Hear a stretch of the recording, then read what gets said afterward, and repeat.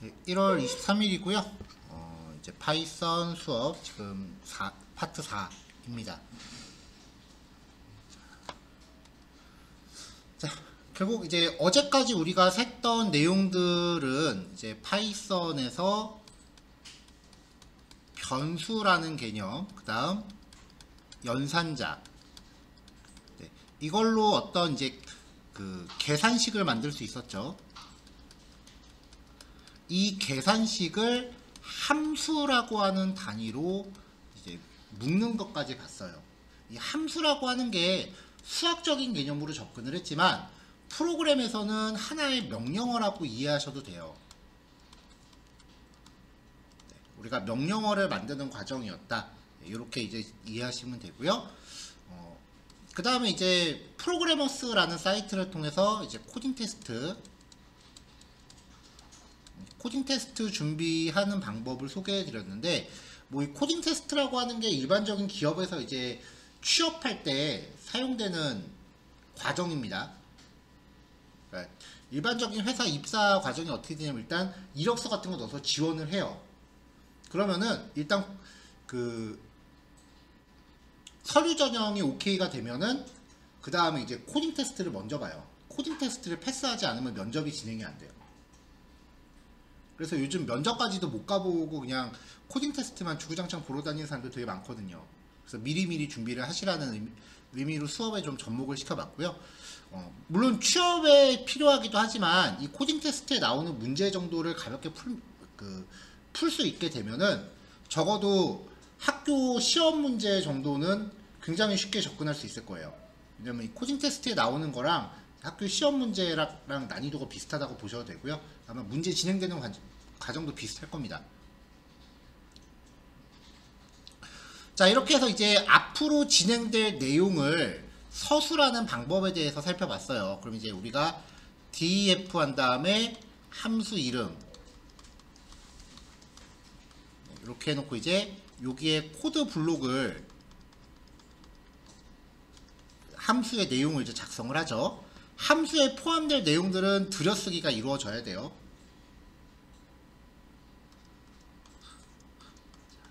자, 그럼 이제부터는 이 안에서 어떤 내용을 좀 더 디테일하게 서술하는가를 살펴볼 거예요. 지금까지 우리가 했던 거를 한마디로 요약하면 그냥 계산기죠. 이렇게 만들고 끝낼 거면 그냥 계산기 쓰는 게 더 나아요. 굳이 이런 코딩 같은 걸 할 필요가 없어요. 엑셀이 더 편할 수도 있어요. 프로그램이 계산기랑 다른 거는 흐름을 제어할 수 있다라는 겁니다. 이게 무슨 뜻이냐면은 조건문이라는 걸 사용해서 어떤 조건이 충족될 때만 계산을 진행하는 거예요. 조건이 안 맞으면은 계산을 안 하고 넘어가는 거예요. 반복문이라는 걸 통해서 사람이 일일이 해야 되는 작업을 컴퓨터로 여러 번 자동화 시킬 수 있다는 이런 특성들이 있기 때문에 계산기보다 훨씬 나은 겁니다. 오늘은 조건문, 반복문 이렇게 두 가지 형태의 흐름 제어 기법을 보고요. 그 다음에 여기와 관련된 프로그래머스 코딩 테스트 문제도 제시를 할 겁니다. 어제 제가 단톡방에 혹시 설명이 필요한 문제 있으면은 단톡방에 어떤 문제인지 올려주세요 라고 수업 끝날 때 말씀을 드렸는데 하루 동안 아무런 내용이 올라오질 않아서 어제 문제는 다들 해결하신 걸로 알고 넘어가겠습니다.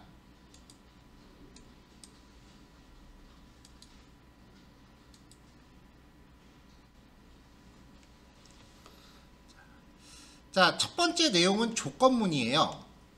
조건문은 파이썬에는 if문이라고 하는 한 종류밖에 없어요. 얘는 무조건 실행되는 게 아니라 특정 조건을 충족할 경우에만 실행이 돼요. 자, if와 함께 조건식을 명시하고요. 그 뒤에 콜론을 지정해서 하위 블록이 있음을 명시합니다. 여기까지는 함수랑 규칙이 동일하죠. 자, if문에 속한 실행문은 if문보다 들여쓰기가 깊게 지정돼야 돼요. 이것도 함수랑 똑같은 조건이에요. 들여쓰기가 if 블록보다는 조금 깊게 설정이 돼야 되고요. 이 조건식이 참일 경우에, true로 판정될 경우에 이 블록에 속한 구문이 실행이 됩니다. 자, 예를 들어서 a가 100이래요. 만약에 a가 100보다 크거나 같다라고 하면은, 자, 100이 100보다 크거나 같다. 이건 조건 참이죠. 그럼 여기에 속해 있는 이 프린트문 두 개가 실행이 되는 거예요. 근데 만약에 a가 50이었다. 그럼 조건이 안 맞으니까 if라는 블록을 통째로 건너뛰는 겁니다. 만약에 if 블록 안에 그 명령어가 한 줄밖에 없다면, 밑에 이게 없고 한 줄밖에 없다면 이렇게 아랫줄에 쓰는 게 아니라 콜론 옆에 바로 이어서 명시할 수도 있어요.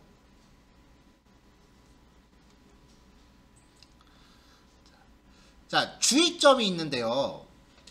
if문에 속한 블록들의 들여쓰기 정도가 서로 다르면 에러가 나요. 어디는 들여쓰기 2칸 하고 어디는 4칸 하면은 이건 에러예요. 들여쓰기는 다 똑같이 돼야 돼요. 인덴트, 들여쓰기에 대해서 지금 에러라고 지금 메시지가 나왔죠. 자, 두 번째 케이스는 이건 진짜 힘든 건데요. 분명히 들여쓰기 수준은 똑같이 돼 있단 말이에요. 근데 윗줄은 스페이스바 4개를 입력한 거예요. 아랫줄은 탭키를 입력해서 한 번에 띄운 거예요. 이게 그냥 눈으로 봐서는 티가 안 나고요. 마우스로 이걸 드래그해서 보면은 띄어쓰기 종류가 비주얼 스튜디오 코드에서 같이 표시가 되거든요. 이때 띄어쓰기 종류가 다르면 에러예요.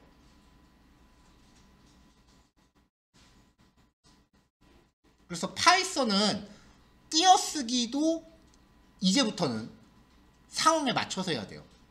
그래서 제가 이걸 띄어쓰기 하다가 빈정상했다라고 표현을 하거든요, 저는. 근데 크게 걱정을 안 하셔도 되는 게 비주얼 스튜디오 코드가 알아서 이런 차이는 맞춰줄 겁니다.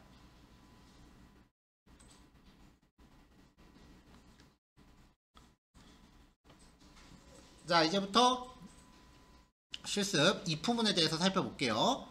자, 함수가 2개가 중첩되면 안에 게 먼저 실행된다 그랬죠.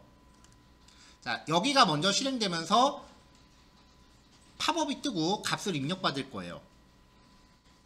여기에다가 72라고 입력했다고 치자고요. 그러면 인풋 함수의 결과는 72라고 하는 문자열입니다. 계산이 불가능하죠. 그래서 이 문자열을 정수로 변환하기 위해서 int라고 하는 함수한테 이 문자열을 전달을 하면은 얘가 실제 정수값 72로 변환을 해주죠. 그래서 요 자리가 입력한 72라고 하는 문자열인데 이거를 int라는 함수한테 줬으니까 스코어에는 숫자 72가 들어갈 거예요. 자, 그럼 이제 if 조건을 보자고요. 72가 60보다 크거나 같다. 그럼 조건이 성립이 되죠. 그러면 이 if 안에 있는 블록을 실행을 하는 거예요. 그리고 빠져나가서 다시 여기가 이제 실행이 되는 거고요.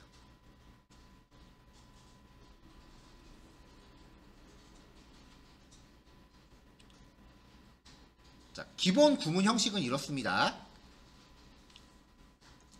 그러면 if문에서 사용되는 조건식의 종류를 살펴봅시다. if문에서 쓰이는 조건식은 값이나 식의 형식에 따라 다양해요. 일단 논리값, 그 자체가 참 거짓을 따지죠. 그 다음에 숫자형 변수일 때 0이 아닌 모든 값은 참으로 인지해요. 그러니까 A가 1, 2, 3인데 if A라고 하면은 A가 0이 아니니까 이 자체는 참으로 인지해요. 0은 거짓으로 인지해요. 비교식, 크다, 크거나 같다 뭐 이런 거 있었죠? 이거는 그 자체 결과가 참 거짓으로 판정됐고요. 논리식 and나 or 이것도 참 거짓으로 판정이 됐었죠. 문자열인 경우도 있는데요. 빈 문자열이 아닌 경우, 빈 문자열이라고 하는 거는 쌍따옴표를 열자마자 닫아버리는 경우를 뜻해요. 자, 그러니까 따옴표 안에 뭐라도 글자가 있으면 이건 빈 문자열이 아닌 건데, 주의하실 거는 띄어쓰기도 엄연히 하나의 글자라는 거예요. 그리고 빈 문자열이면은 거짓으로 판정합니다. 여기 지금 실습 딱지가 안 붙어있는데 여기도 실습입니다. 자, 숫자형 변수에 대한 조건 처리. 머니가 만이에요. 그럼 if money라고 하면은 0이 아닌 모든 수는 참이라 그랬으니까 얘는 참으로 인지돼요. 그래서 택시를 타고 집에 가자라고 출력이 되고요. 만약에 여기를 주석으로 막아버리고 여기를 지웠다. 그럼 구문이 여기가 실행되겠죠. 그러면 머니가 0일 때는 거짓으로 인지한다는 거죠. 그럼 택시를 타고라는 문장이 출력이 안 될 겁니다. 그러니까 실습하실 때 이 샵 기호를 위아래줄에 한 번씩 번갈아 가면서 적용해서 어떻게 차이가 나는지를 한번 보세요. 자, 네임이 파이썬이래요. 문자열이죠. 따옴표 안에 뭐라도 글자가 하나라도 있으면 그 변수는 참이에요. 그래서 if모는 조건이 성립이 돼서 여기에 파이썬이라고 하는 변수의 내용을 출력을 합니다. 밑에 프로그래밍이라고 나오고요.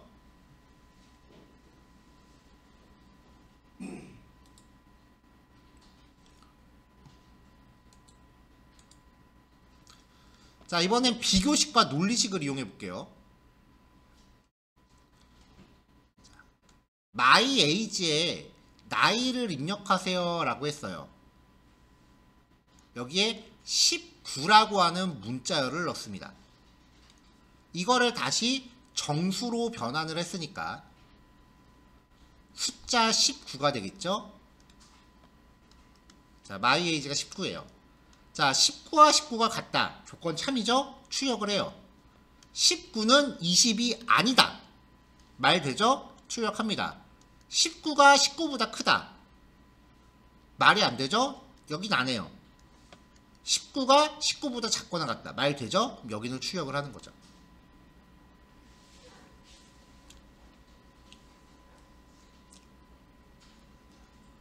자, 여기서도 점수를 입력하세요 라고 해서 숫자로 바꿨어요. 76을 입력했습니다.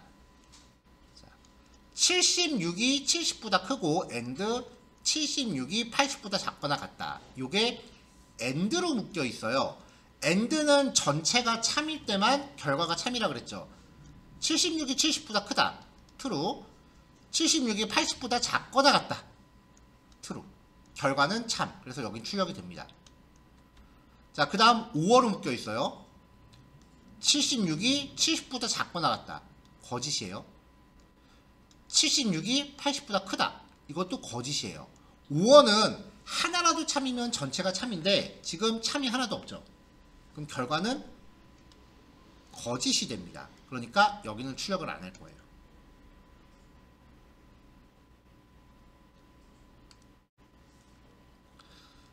자, 이번엔 논리값에 대한 조건문입니다. is korean이라는 변수에 true라는 값을 저장해 놨어요. 자, is korean이 true예요. true와 true가 같다. 오케이. true와 false가 같다. 안 되죠? true와 true가 다르다. 얘도 안 돼요. true와 false는 다르다. 참과 거짓은 다른 거 맞죠? 됩니다. 자, 변수 자체를 그냥 조건으로 쓴 경우인데 true에 저장되어 있는 게 지금 is korean에 저장되어 있는 게 참이니까 여기도 조건에 그냥 참이라고 대놓고 적은 거죠. 여기도 되고요. 자, not is korean. 참을 부정하면 거짓이 되겠죠? 그럼 여기는 안 하겠죠.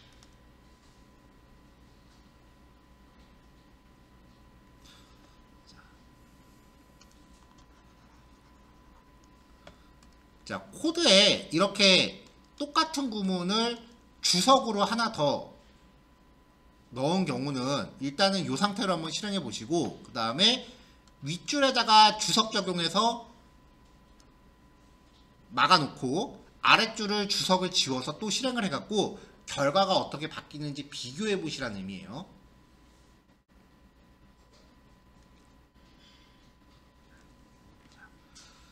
자, if는 조건이 맞으면 하고요. 조건이 안 맞으면 그냥 지나갑니다. 거기에 else라고 하는 구절을 덧붙여서 그렇지 않으면이라는 조건과 반대되는 경우에 실행되는 구문을 옵션으로 추가할 수 있어요. 이 else라는 구문은 독립적으로 올 수 없고요. 반드시 if 뒤에 와야 돼요. 자, if 조건식 실행할 구문. 우리가 아까 봤던 게 여기까지죠.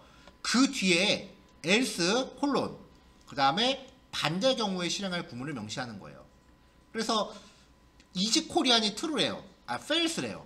만약에 is 코리안이 true와 같다면, 근데 얘가 false였잖아요. 그럼 조건 안 맞죠? 그럼 이제 else로 가는 거죠. 그래서 한국 사람이 아닙니다 라고 실행이 됩니다.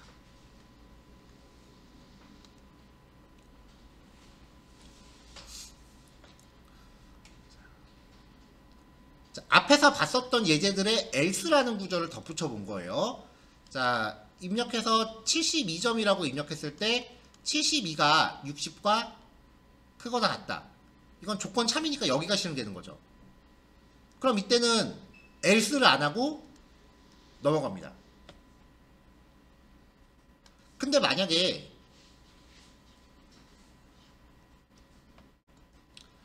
여기서 입력값을 32라고 입력했다. 그럼 조건이 안 맞잖아요. 그러면 if를 안 하고 else로 건너뛰는 거죠. 그래서 불합격입니다가 출력이 되는 거예요. 그러므로 여기에 요 구문은 조건값에 따라서 서로 다르게 나오겠죠.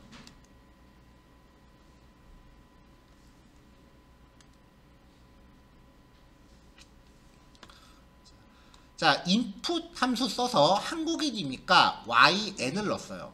여기에 y나 이제 n을 입력하라고 이제 표기한 거예요. 자, 여기 이제 y라고 입력했다고 칩시다. 자, answer라고 하는 변수가 y와 같다면, 그러면 is korean이라는 변수에 true가 들어가요.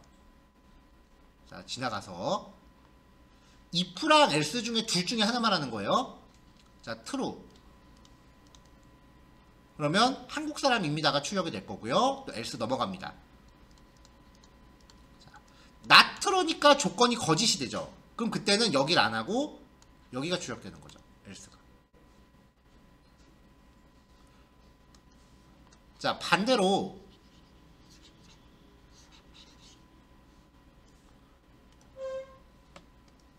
입력값을 n이라고 입력했다고 치자고요.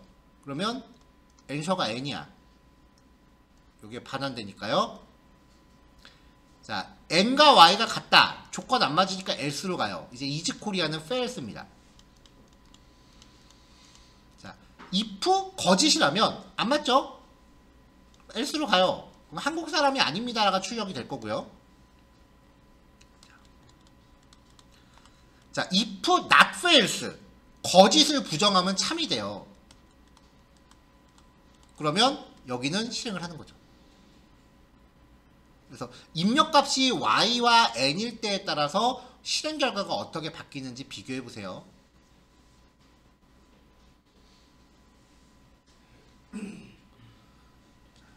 자, if문은 조건이 맞으면 하고 안 맞으면 그냥 무시한다. if else는 조건이 참일 때와 거짓일 때, 즉 뭐 아니면 도예요. 이건 너무 극단적이야. 그래서 이 사이에 elif라고 하는 구문을 넣습니다. 이게 다른 프로그래밍 언어 해본 경험이 있으신 분들이 특히 어색해하는 건데, 다른 프로그래밍 언어는 이거 전부 다 else if라고 표기하거든요. 파이썬은 붙여서 elif라고 표기해요. 여러 가지 경우의 수를 쪼개는 거예요. 그래서 if하고 else 사이에 두 번째 조건, 세 번째 조건을 나열합니다. 그러면 순서대로 조건을 판별하면서 가장 처음에 만나는 참인 조건에 대한 블록을 실행하고 나머지는 실행하지 않습니다. elif는 필요한 만큼 나열하고요. 마지막에 else는 필요하지 않다면 생략할 수 있어요. 자, 만약에 참인 조건이 여기랑 여기가 참이라고 가정할게요. 여기는 거짓이에요. 그럼 처음에 if를 만나면은 조건 거짓이야. 그럼 그 다음 elif로 가요. 여기가 참이란 말이죠. 그럼 거기에 속해 있는 구문을 실행하고 나머지는 다 무시하고 그냥 나가버려요. 그래서 가장 처음에 만나는 참인 조건을 실행한다는 거예요.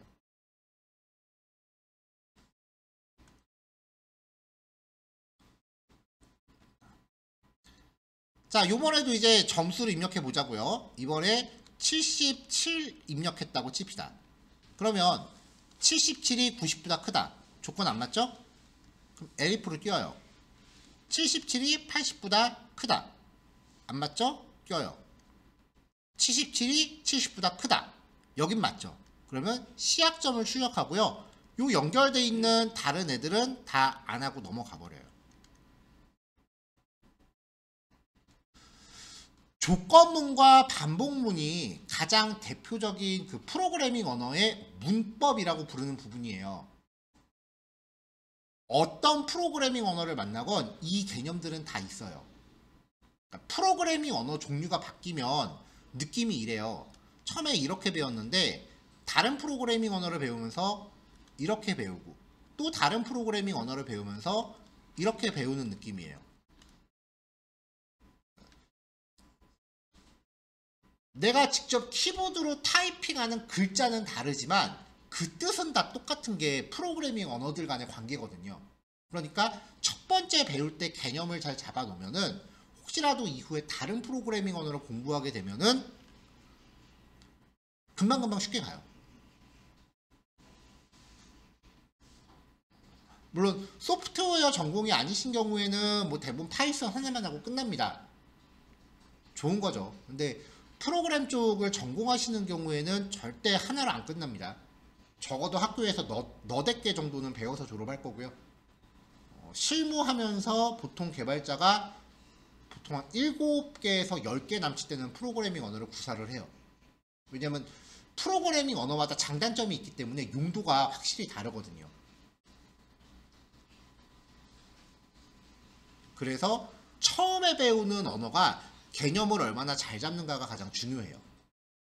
자, 1교시 여기까지예요. 여기까지 있는 내용들 실습들 진행하시면 되고요. 10시 20분까지 하시고요.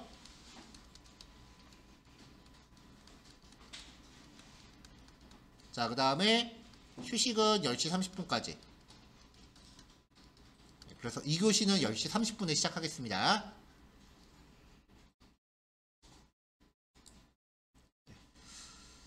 2단원하고 3단원은 표현 방법만 다를 뿐 결과적으로 같은 내용이에요. 반복문이라고 하는 구문인데 블록 안에 있는 거를 특정 조건이 충족되는 동안 계속해서 반복해 주는 거예요.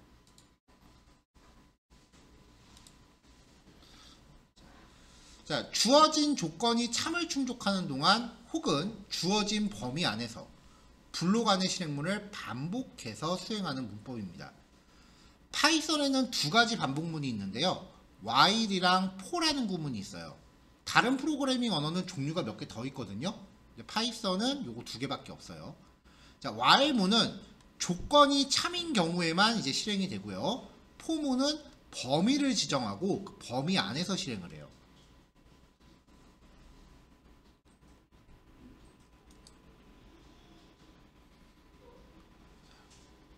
자, 먼저 while문입니다.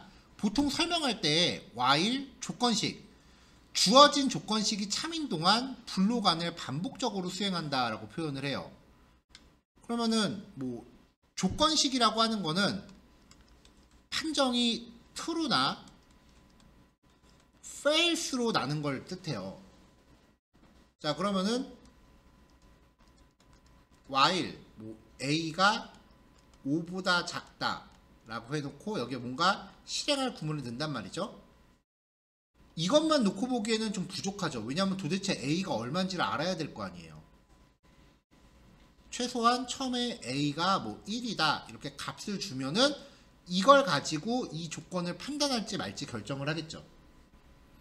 그래서 while문을 구성하는 요소의 첫 번째는 비교할 변수를 만들어준다. 여기를 이제 초기식이라고 부르고요. 그 다음에 조건식을 판별하는 거예요. 초기식에서는 조건식을 판별하기 위한 기준값을 만들어주는 거고요. 여기가 1번, 여기 판정하는 게 2번. 그래서 2번이 참으로 판정되면 반복적으로 동작할 구문을 수행을 합니다. 자, 그래서 요 안으로 들어왔다고 쳐요. 그 다음에 이 조건을 계속해서 판정하면서 이 조건이 참이라면은 이 사이클을 계속 도는 거예요. 자, A가 1이래요. 1은 5보다 작다. 오케이. 또 돌아요. 또 1이 5보다 작다. 오케이. 돌아요. 1이 5보다 언제까지 할까요, 이거? 지금 이대로면 안 끝납니다. 이런 상태를 무한 루프라고 해요.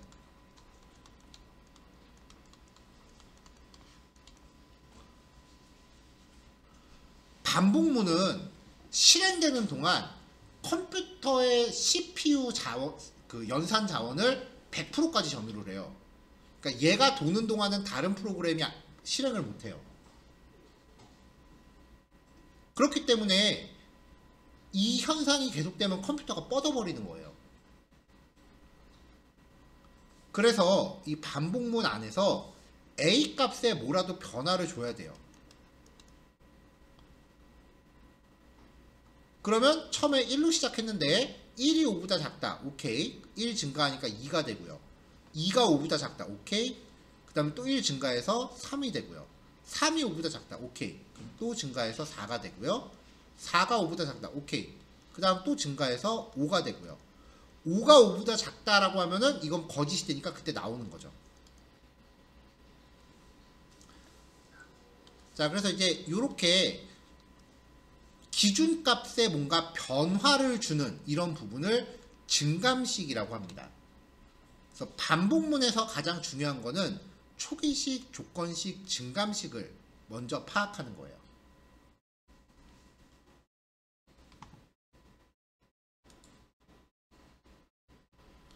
자, 조금 전에 얘기했다시피 종료되지 않는 형태의 반복문을 무한 루프라고 해요. 초기식, 조건식, 증감식을 잘못 설정해서 절대 종료되지 않는 형태를 뜻합니다. 이 무한 루프가 지속되면은 프로그램을 다운시켜요.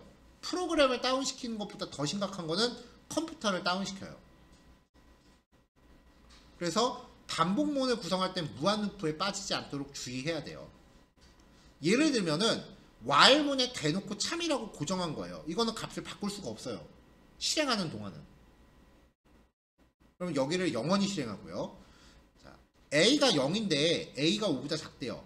그럼 0이 5보다 작다라고 하면은 맞죠? 근데 A 스스로 0만큼 감소하래. 이건 결국은 A 보고 계속 0을 유지하라는 소리잖아요. 그럼 계속 뺑뺑이 도는 거죠.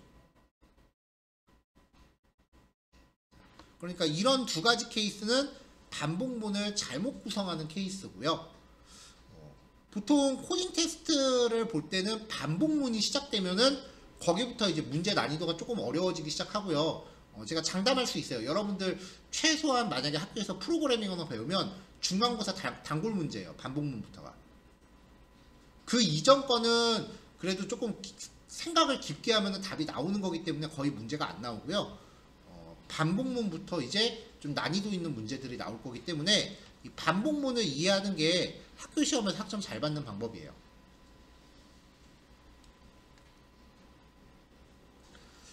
자, x가 1이래요. 초기식이요. 자, 1이 10보다 작거나 같다. 조건 맞죠? 그러면은 프린트 하면서 x는 콤마 x. 어제 나왔었죠? 프린트 함수에 콤마를 구별해서 값을 여러 개 주면은 얘네를 띄어쓰기를 놓고서 한 번에 출력한다고요. 현재 x가 1이니까 x는 1이라고 출력을 한 거죠. 자, 그 다음에 이제 x가 1 증가했어요. 다시 여기를 갔을 때는 2가 되는 거죠. 자, 그럼 이번에는 x는 2라고 출력을 합니다. 그 다음에 또 x수로 1 증가하니까 3이 된 거죠. 3이 10보다 작거나 같다. 조건 맞아요. 그럼 이번엔 3 출력할 거고요. 또 증가하면은 4가 되겠죠. 또 이번에 4 출력합니다. 지금 여기까지 온 거예요. 이렇게 x가 1씩 증가하면서 계속 출력을 해요.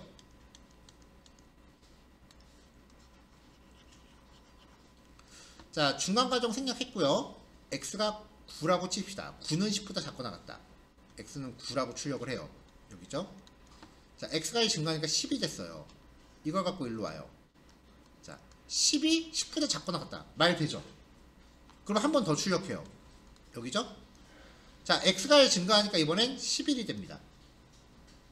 그럼 돌아가면은 11은 10보다 작거나 같다. 말 안 되죠? 그럼 이제 블록을 끝내고 나오는 거예요. 그러므로 x의 최종값은 얼마다? 11이다. while문에서 포인트는요, 이 변수의 최종값이 얼마인지를 파악하는 것까지예요.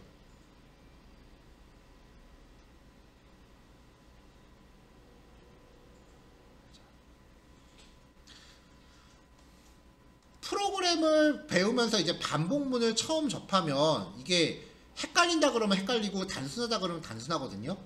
근데 여러분들 이 규칙을 어렸을 때부터 너무나 자연스럽게 외우고 있어요, 지금. 이거 여러분들한테 너무나 익숙한 규칙이에요. 구구단 아무거나 붙잡고 머릿속으로 외워보세요. 3단을 예를 들어볼까요? 3 곱하기 1은 3, 3 곱하기 2는 6, 점점점 3 곱하기 9는 27이죠. 우리가 알고 있는 구구단은요, 어떤 변수가 1부터 이 변수가 1부터 9까지 1씩 증가하면서 이루어지는 반복 규칙을 갖고 있어요. 이게 반복문이에요.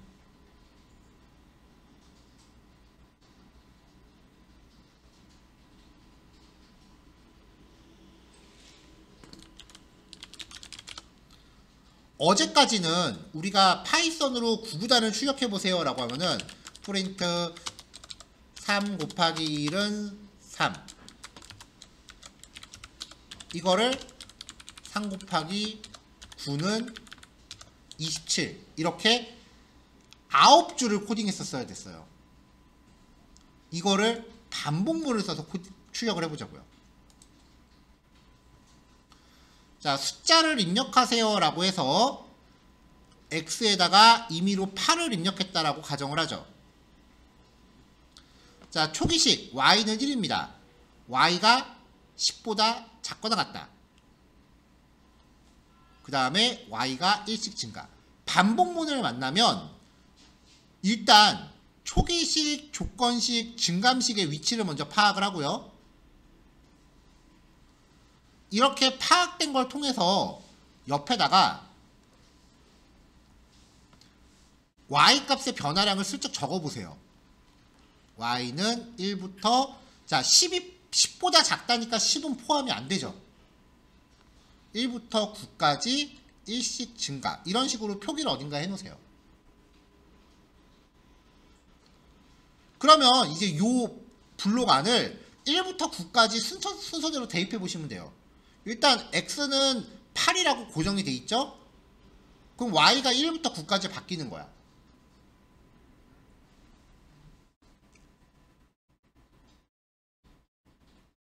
그럼 거기에 따라서 z 값도 바뀌겠죠.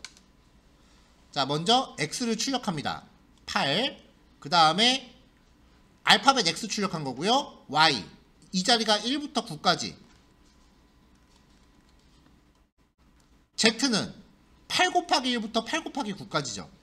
이퀄 넣고 8, 16, 24, 이퀄 72. 그래서 출력 결과가 이렇게 만들어지는 거죠.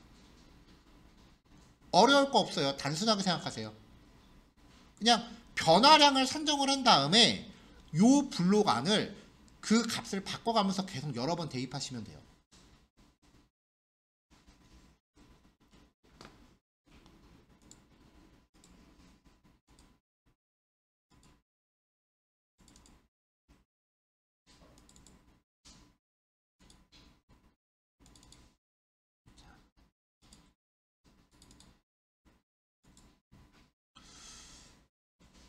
그럼 이제 여기부터 코딩 공부할 때 처음 하시는 분들 중에 이렇게 공부하시는 분들 되게 많아요.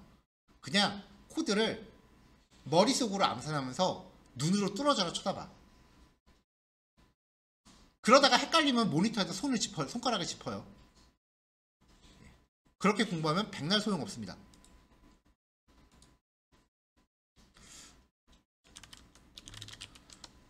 손코딩이라고 검색하면은 손코딩 연습 힘들어요 뭐 이렇게 나오잖아요. 그림으로 찾아볼게요.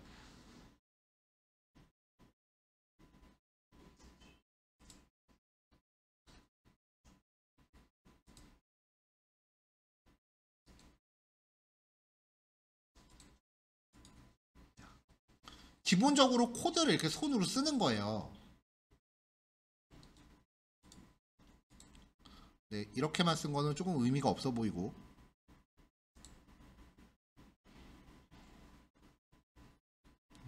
예전에 굉장히 좋은 이미지를 찾았었는데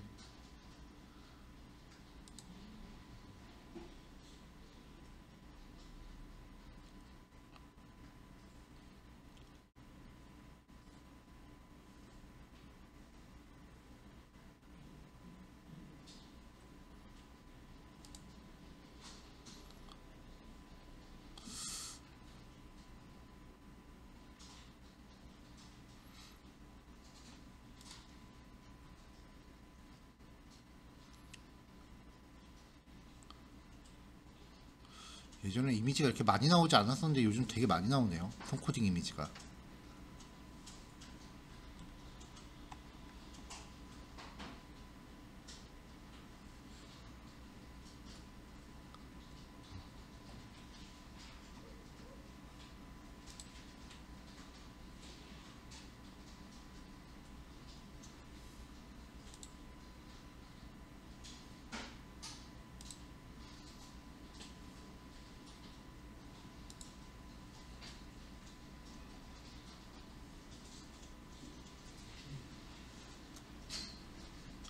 그나마 찾는 이미지랑 제일 비슷한 게 요거긴 한데, 네. 코드를 이렇게 손으로 부분 써가면서 제가 설명할 때 코드가 어떻게 흘러가는지 위에 이렇게 서술을 하잖아요. 이런 식으로 종이 위에서 코드가 어떻게 변화하는지 그 과정을 다 적어가는 거예요. 특히 반복문 같이 특정 범위 안에서 변수가 계속 변하는 경우는 이 변화량을 계속 따라가면서 이렇게 적으면서 하는 거예요. 이거를 흔히 그 암산으로 하려고 하시는 분들이 되게 많아요. 왜냐면 쓰기 귀찮거든. 절대 안 늘어요.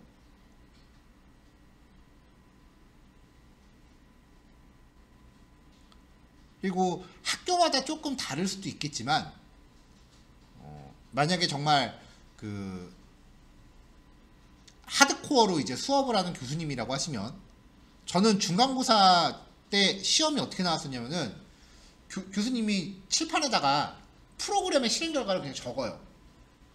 그리고 시험 시간에 학생들한테 그냥 종이를 한 장씩 줘요. 절대 시험을 실습실에서 안 봤어.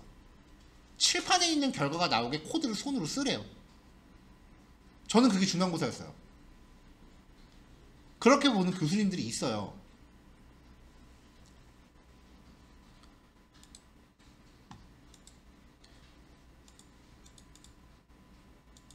그러니까 코드를 손으로 쓰면서 그 코드가 어떻게 흘러가는지 제가 화면을 설명해 드리는 방식 있잖아요. 그런 식으로 코드의 변화를 계속해서 따라가 보세요. 그것도 지금 수업이 초반이니까 가능한 거지, 조금 진도 나가면은 감히 손으로 쓸 엄두도 못 낼 정도로 분량이 늘어요. 그때는 못해요.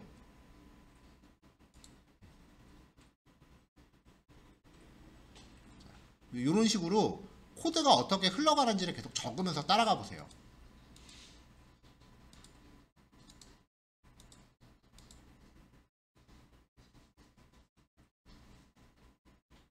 그거를 손코딩이라고 하고요. 그 다음에 보면은 여기 코딩 테스트 면접, 궁극적으로는 여기 계신 분들이 다 취업에 도움이 될까 해서 이쪽 길을 택하신 거잖아요. 그럼 코딩 테스트 면접을 손코딩 테스트로 한다라고 하는 후기들도 볼 수 있거든요.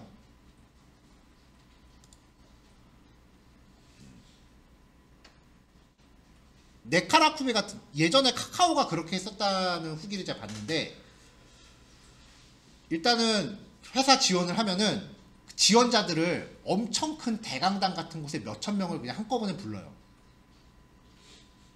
물론 그 사람들이 전부 다 한꺼번에 진행을 못하니까 좀 조를 나누겠죠. 그래서 1인당 화이트보드랑 보드마카를 주고 문제지를 줍니다. 그 다음에 심사위원들을 돌아다니면서 그 문제를 해결하는 방법을 화이트보드에 쓰면서 설명하세요가 코딩 테스트 문제예요. 저는 사실 학교 시험도 그렇게 봐야 된다고 생각을 하거든요.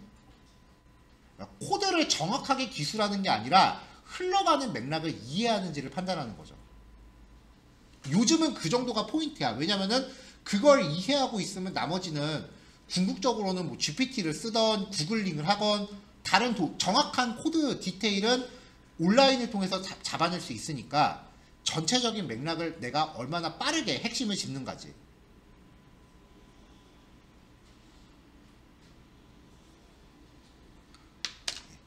그런 류의 공부를 하기 위해서는 손코딩이 굉장히 좋은 방법이에요.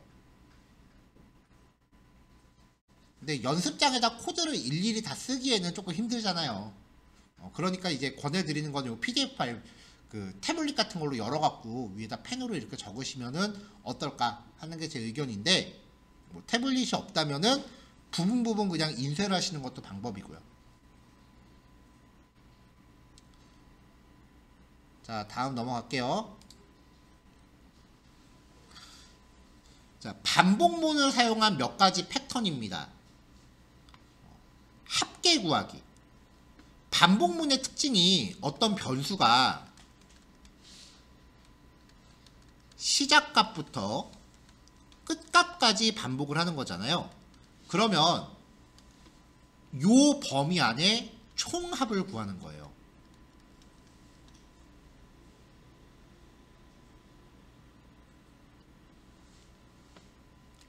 자, 일단 반복문이 있으니까 초기식, 조건식, 증감식 체킹해보면 초기식 x는 1, 그 다음에 조건식 x는 10보다 작거나 같다, 증감식은 x가 1씩 증가한다. 그럼 이걸 가지고 x의 변화량을 산정해 보자고요. x는 1부터 10 포함되죠? 10까지 1씩 증가합니다. 그럼 1, 2, 3, 4, 5, 6, 7, 8, 9, 10인데 이거를 그냥 이렇게 다 더하는 게 아니고요. 총합을 구할 때는 새로운 변수를 하나 만들어요.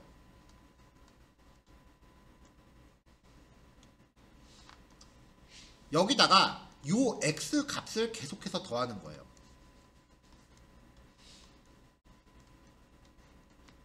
이렇게.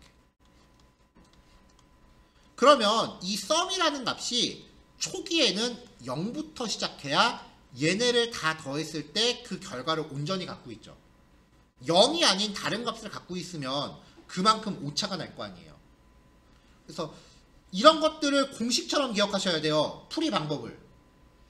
총합을 구하기 위해서는 반복문 시작 전에 합산 결과를 저장할 변수를 0으로 초기화해야 된다. 이게 합계 구하기의 포인트예요.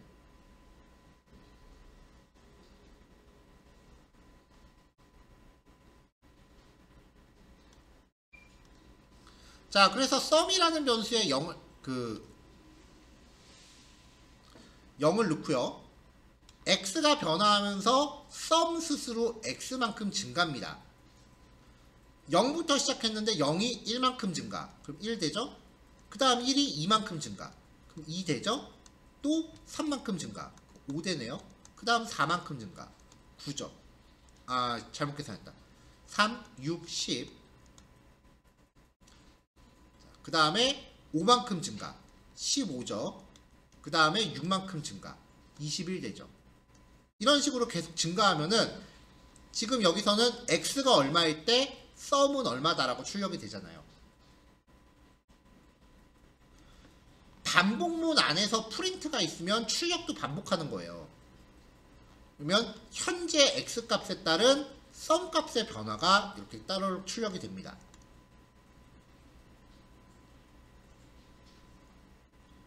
복잡하게 생각하지 마세요. 단순한 거예요. 그냥 x의 변화량을 쭉 늘어뜨려 놓고 썸값이 어떻게 변해가는지 그냥 순서대로 계산해 보세요. 직접 계산하면은 규칙이 보여요.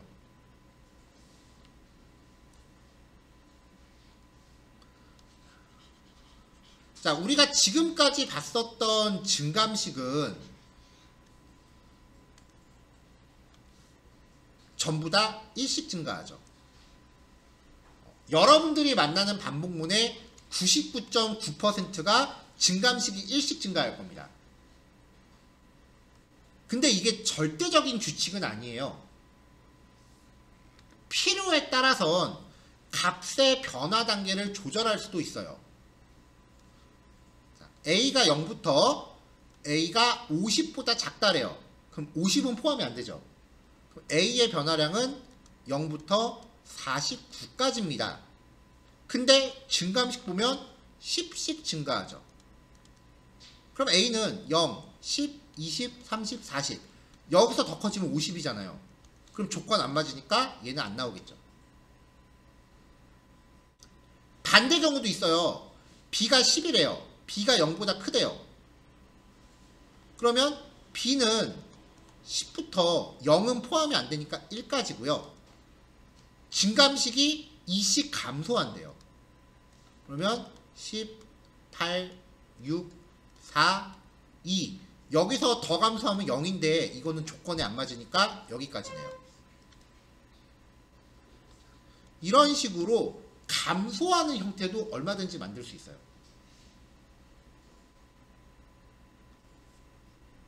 그러니까 증감식이 일씩 증가한다가 대부분의 경우이긴 하지만 그 고정관념에 사로잡히면은 유연함이 사라져요. 자, 여기까지가 while문 주제입니다. 자, 11시 30분까지 실습하시고요. 휴식 시간은 11시 40분까지로 하겠습니다.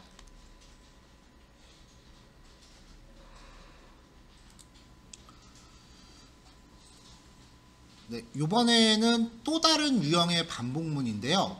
포문이라고 부르는 형태예요. 결과적으로는 while문하고 똑같은데 쓰임새는 while문보다 더 일반적으로 많이 쓰입니다.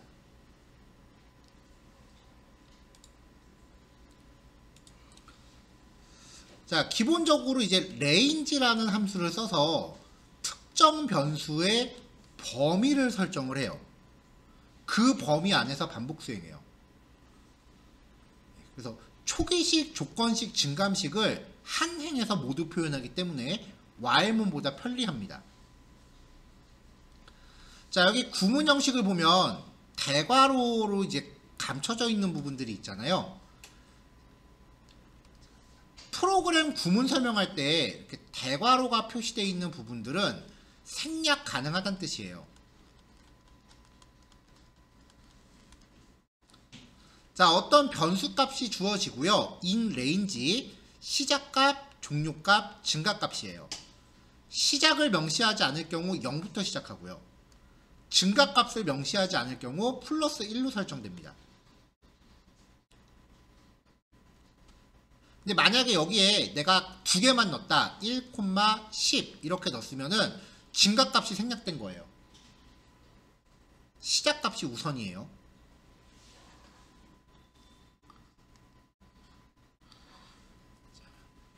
while문에서 했었던 예제를 그대로 그 포문으로 바꿔볼 겁니다. 자, x가 range 1부터 11까지라고 표현하면, 자, 요거 항상 기억하세요. 파이썬에서 어떤 범위를 표현하면은 항상 요 끝에 값 전까지만 해요. 이거는 지금 포문뿐만 아니라 앞으로 나오는 모든 내용에 공통적으로 적용되는 규칙이니까 항상 기억하세요. 그러니까 x의 변화량이 1부터 10까지고요. 증가값이 명시되지 않았으니까 플러스 1이 되는 거죠. 자, 그러면 여기 출력할 때 이 자리가 1부터 10까지 바뀌는 거죠.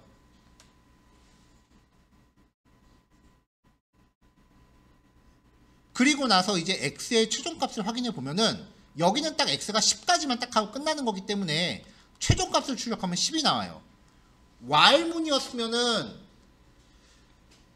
10이 벗어나야만 종료가 되는 거예요. 그래서 while문은 10보다 커야 종료되지만 for문은 딱 거기서 종료돼요. 이 차이가 좀 있어요. for문이 끝난 다음에 x를 출력하면은 이 x는 10으로 나온다.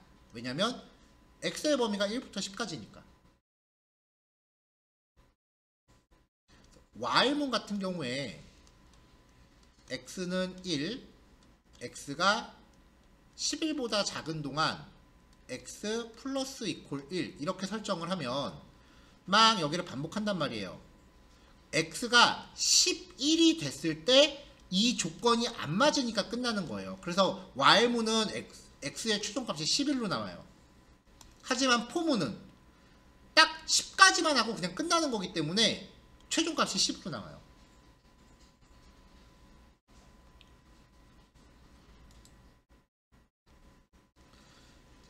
숫자를 입력하세요 라고 해서 input 함수 실행합니다. 그러면은 여기서 문자열로 7을 입력했다고 가정을 하죠. 이걸 다시 int 함수로 처리하면은 숫자값 7이 되죠. 자, y는 레인지 1부터 10 전까지 1부터 9까지 따로 증가량 없으니까 1씩 증가. 자, 그러면 이제 x는 7이라고 입력 받았으니까 7로 고정되어 있는 거고 y는 1부터 9까지 바뀌는 거죠. 7, 1, 2, 3, 4, 5, 6, 7, 8, 9. z는 7 곱하기 1부터 7 곱하기 9까지 해주면 되니까 결과값 나오겠죠. 그래서 아까처럼 9구단을 출력하는 예제다. 자, 전교시에 봤었던 거랑 예제가 다 똑같은 거예요. 그냥 표현 방법만 바꿔서 표현한 거예요. 그러니까 앞에서 했었던 거랑 비교하면서 보시면 되고요. 나는 while문하고 for문 둘 다 정리하는 게 부담스럽습니다 라고 하면은 일단 for문에 몰빵하세요. for문이 활용도가 월등히 높아요. 이거는 파이썬뿐만 아니라 모든 프로그래밍 언어가 다 공통적으로 들어가요.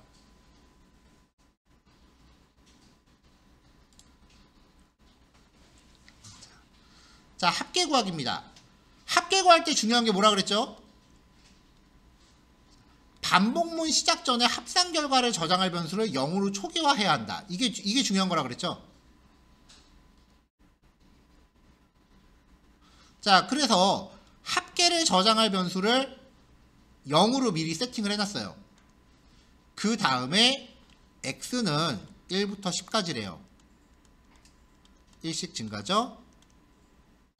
그럼 sum 스스로 x만큼 증가하는 건데 0이었던 애가 1증가, 2증가, 3증가, 4증가 이렇게 해서 10까지 증가하면 되는 거죠. 그래서 이런 거를 이제 손코딩 할 때 등장하는 변수들 초기식 변수 x 그 다음에 sum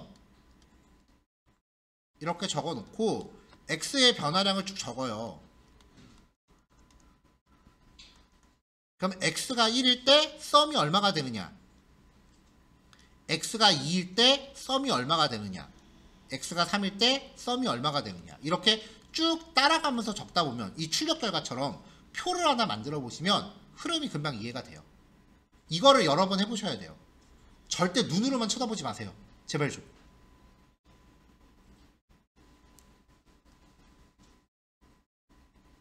자, 마지막이에요. 증가량이 다른 경우 0부터 50 전까지니까 49까지죠. 10씩 증가합니다. A가요. A를 출력하면 0, 10, 20, 30, 40 여기서 10도 증가하면 50이 되는 건데 이거는 범위를 벗어나는 거니까 끝나는 거죠. 자, 이번엔 10부터 0 전까지 10부터 0 전까지니까 1까지죠. 마이너스 2씩 처리됩니다. 그러면 18, 6, 4, 2 이렇게 들어가죠.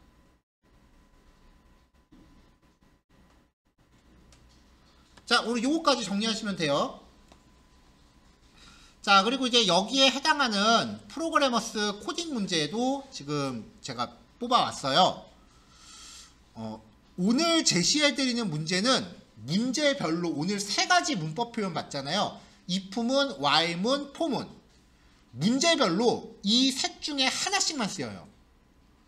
한 문제의 문법을 여러 개를 섞어서 쓰는 거는 아직 우리가 어떤 유형인지 안 봤기 때문에 그런 문제들은 아직 선정을 안 했고요. 문제별로 문법 표현이 한 번씩만 쓰입니다.